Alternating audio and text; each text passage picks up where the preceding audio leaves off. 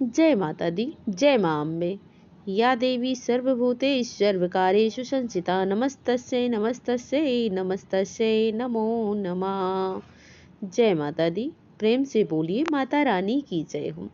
सर्दीय नवरात्रि की आप सभी को ढेर सारी शुभकामनाएं। इस सर्दीय नवरात्रि के उपलक्ष्य में इस समय हम श्रवण कर रहे हैं दुर्गा सप्तशती पाठ से भगवती देवी दुर्गा की सुंदर महिमा कथाओं का वर्णन। आज हम चौथे अध्याय का श्रवण करेंगे, तो आइए आज का अध्याय आरंभ करते हैं। दुर्गा सप्तशती पाठ अध्याय 4। इंद्र आदि देवताओं द्वारा देवी की स्तुति सिद्ध की इच्छा रखने वाले पुरुष जिनकी सेवा करते हैं और देवता जिन्हें हर प्रकार से घेर कर रहते हैं, उन जया नाम वाली दुर्गा देवी का ध्यान करें। उनके श्री अंगों की आभा काले मेघ के समान श्याम है। वे अपने कटाक्ष से शत्रु समूह को भय प्रदान करती हैं। उनके मस्तक पर अबाध चंद्रमा की रेखाएं सुशोभित है। वे अपने हाथों में शंख, चक्र, कृपाण और त्रिशूल धारण करती हैं। उनके 3 नेत्र हैं। वे सिंह के कंधे पर चढ़ी हुई हैं और अपने तेज से तीनों लोकों को परिपूर्ण कर रही हैं। ऋषि ने कहा, अत्यंत पराक्रमी दुरात्मा महिषासुर और उसकी दैत्य सेना के देवी के हाथ से मारे जाने पर इंद्र आदि देवता प्रणाम के लिए गर्दन तथा कंधे झुकाकर उन भगवती देवी दुर्गा का उत्तम वचनों द्वारा स्तवन करने लगे। उस समय उनके सुंदर अंगों में अत्यंत हर्ष के कारण रोमांच हो आया। सभी देवताओं ने कहा, संपूर्ण देवताओं की शक्ति का समुदाय ही जिनका स्वरूप है और जिन देवी ने अपनी शक्ति से संपूर्ण जगत को व्याप्त कर रखा है, समस्त देवताओं और महर्षि हो की पूजनीय उन जगदम्बा को हम भक्ति पूर्वक नमस्कार करते हैं। वे हम लोगों का कल्याण करें। जिनके अनुपम प्रभाव और बल का वर्णन करने में भगवान शेषनाग, ब्रह्मा जी तथा महादेव जी भी समर्थ नहीं हैं। वे भगवती चंडी का संपूर्ण जगत का पालन और अशुभ भय का नाश करने का विचार करें। जो पुण्यात्मा होके घरों में स्वयं ही लक्ष्मी रूप में, पापियों के वहां दरिद्रता रूप में, शुद्ध अंतकरण वाले पुरुषों के हृदय में बुद्धि रूप से, सत्पुरुषों में श्रद्धा रूप से और कुलीन मनुष्य में लज्जा रूप से निवास करती हैं, उन आप भगवती दुर्गा को हम नमस्कार करते हैं। हे देवी, आप संपूर्ण विश्व को पालन कीजिए। हे देवी, आपके इस अचिंत्य रूप का असुरों का नाश करने वाले भारी पराक्रम का और समस्त देवताओं तथा दैत्यों के समक्ष युद्ध में प्रकट किए हुए आपके अद्भुत चरित्र का हम किस प्रकार वर्णन करें। आप संपूर्ण जगत की उत्पत्ति के कारण हैं। आप में सत्य गुण, रजोगुण और तमोगुण, ये तीनों गुण उपस्थित हैं। फिर भी दोषों के साथ आपका संसर्ग नहीं जान पड़ता। भगवान विष्णु और महादेव जी आदि देवता भी आपका पार नहीं पाते। आप ही सबकी आश्रय हैं। यह समस्त जगत आपका अंशभूत है, क्योंकि आप सबकी आदि अव्यकृता परा प्रकृति हैं।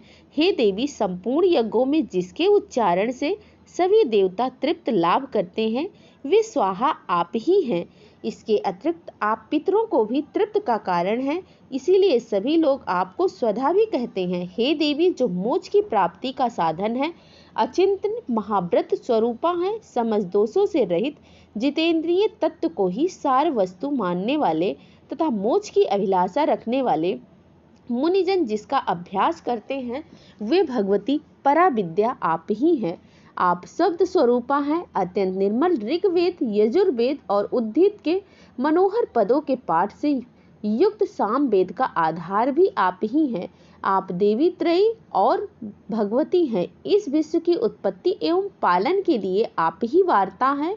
आप संपूर्ण जगत की घोर पीड़ा का नाश करने वाली हैं। हे देवी, जिसे समस्त शास्त्र के सार का ज्ञान होता है, वह मेघा शक्ति आप ही हैं। दुर्गम भवसागर से पार उतारने वाली नौका रूप दुर्गा देवी भी आप ही हैं। आपके कहीं भी आसक्ति नहीं। कैटभ के शत्रु भगवान विष्णु के वक्ष स्थल में एकमात्र निवास करने वाली भगवती लक्ष्मी और भगवान चंद्रशेखर द्वारा सम्मानित गौरी देवी भी आप ही हैं। आपका मुख मंद मुस्कान से सुशोभित निर्मल पूर्ण चंद्रमा के समान और उत्तम सुवर्ण की मनोहर कांति से सुंदर है। तो भी उसे देखकर महिषासुर को क्रोध हुआ था और सहसा उसने उस पर प्रहार कर दिया। यह बड़े आश्चर्य की बात है। हे देवी, वही मुख जब क्रोध से युक्त होने पर उदय काल के चंद्रमा की भांति लाल और तनी हुई भवों के कारण विकराल हो उठा, तब उसे देखकर जो महिषासुर के प्राण तुरंत नहीं निकल गए, यह उससे भी बढ़कर आश्चर्य की बात है, क्योंकि क्रोध में भरे हुए यमराज को देखकर भला कौन जीवित रह सकता है। हे देवी, आप प्रसन्न होइए। परमात्मा स्वरूपा आपके प्रसन्न होने पर जगत का अभ्युदय होता है और क्रोध में भर जाने पर आप तत्काल ही कितने ही कुलों का सर्वनाश कर देती हैं। यह बात अभी अनुभव में आई है, क्योंकि महिषासुर की यह विशाल सेना क्षण भर में आपके क्रोध से नष्ट हो गई है। सदा अभ्युदय प्रदान करने वाली आप जिन पर प्रसन्न होती हैं, वे ही देश में सम्मानित होते हैं। उन्हीं को धन और यश की प्राप्ति होती है। उन्हीं का धर्म कभी शिथिल नहीं होता है। वे ही अपने रिष्ट पुष्ट स्त्री पुत्र और वृत्त के साथ धन्य माने जाते हैं। हे देवी, आपकी ही कृपा से पुण्यात्मा पुरुष प्रतिदिन अत्यंत श्रद्धा पूर्वक सब प्रकार के धर्म अनुकूल कर्म करते हैं और उसके प्रभाव से स्वर्ग लोक में जाते हैं। इसीलिए आप तीनों लोकों में निश्चय ही मनोवांछित फल देने वाली हैं। हे माँ दुर्गे, आप स्मरण करने पर सब प्राणियों का भय हर लेती हैं और स्वस्थ पुरुषों द्वारा चिंतन करने पर उन्हें परम कल्याणमयी बुद्धि प्रदान करती हैं। दुख दरिद्रता और भय हरने वाली देवी, आपके सिवा दूसरी कौन है जिसका चित्त सबका उपकार करने के लिए सदा ही दायित्व रहता है। हे देवी, इन राक्षसों के मरने से संसार को सुख मिले और यह राक्षस चिरकाल तक नरक में रहने के लिए भले ही पाप करते रहे हो, इस समय संग्राम में मृत्यु को प्राप्त होकर भी वे स्वर्गलोक में जाएं। निश्चय ही यही सोचकर आप शत्रुओं का वध करती हैं। हे देवी, आप शत्रुओं पर शस्त्रों का प्रहार क्यों करती हैं? समस्त असुरों को दृष्टिपात मात्र से ही भस्म क्यों नहीं कर देती? इसमें एक गुण रहस्य है, यह शत्रु भी हमारे शत्रुओं से पवित्र होकर उत्तम लोकों में जाएं। इस प्रकार उनके प्रति भी आपका विचार अत्यंत उम्दा और करुणामय रहता है।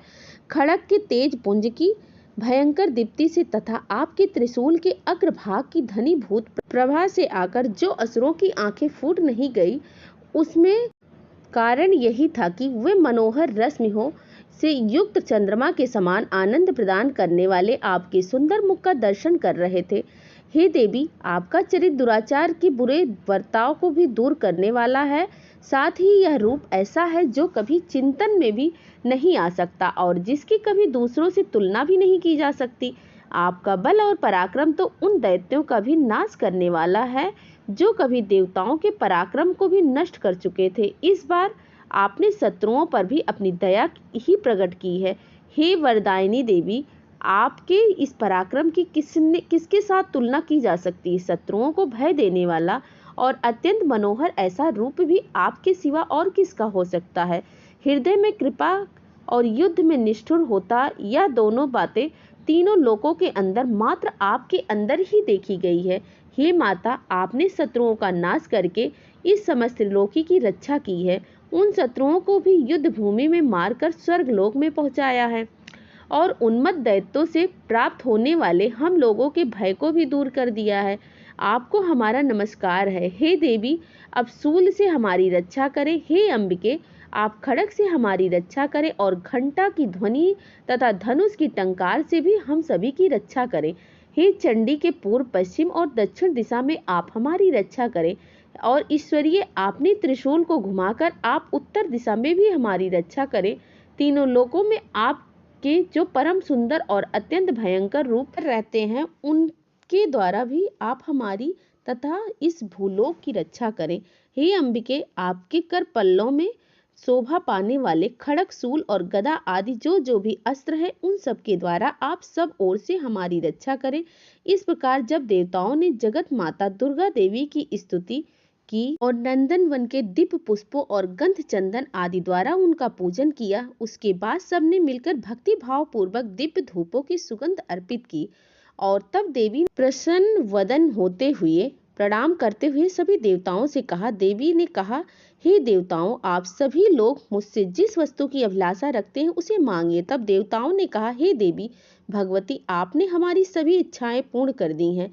अब कुछ भी शेष नहीं रहा, क्योंकि हमारा यह शत्रु महिषासुर मारा गया है। हे महेश्वरी, इतने भर भी यदि आप हमें और भी वर देना चाहती हैं तो हम जब जब आपका स्मरण करें तब तब आप दर्शन देकर हम सभी को महान संकट से दूर कर दीजिएगा। और प्रसन्न मुखी अंबिके, जो मनुष्य इस स्तोत्र द्वारा आपकी स्तुति करे उसे धन समृद्धि और वैभव देने के साथ उसके धन और स्त्री आदि संपत्ति को भी बढ़ाने के लिए आप सदैव हम पर प्रसन्न रहिए। ऋषि ने कथा को आगे बढ़ाते हुए कहा, हे राजन, देवताओं ने जब अपने तथा जगत के कल्याण हेतु भद्रकाली देवी को इस प्रकार सुंदर स्तवन द्वारा प्रसन्न किया, तब देवी तथास्तु कहकर वहां से अंतर्ध्यान हो गई।